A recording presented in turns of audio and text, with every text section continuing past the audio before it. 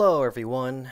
Today's video is going to be a different one. I won't be talking about anything DeviantArt related or even art related in general. No sir. I'm going to be talking about weird things that terrified me as a child. When I say weird things, I don't mean things that are necessarily weird. I mean that there are some things that people shouldn't usually be scared of that I was terrified of in my youth. Without further ado, let's get into it.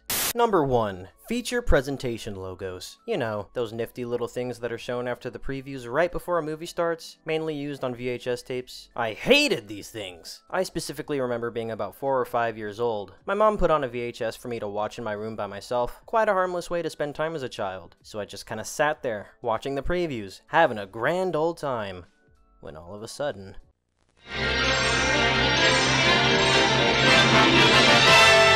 And now we're pleased to bring you our feature presentation.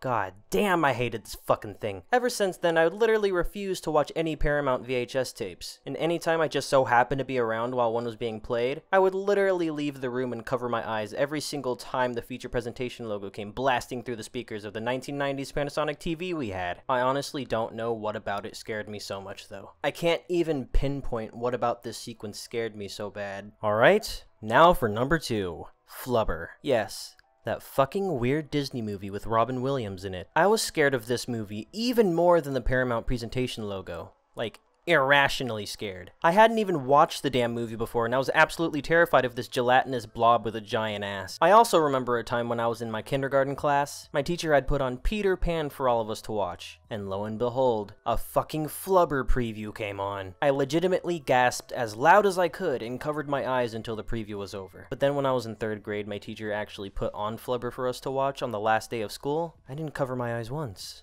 Didn't run for the door. Nothing. Just sat there and watched it. I was so proud of myself. It was like one of my childhood crowning achievements. Last but not least, number 3.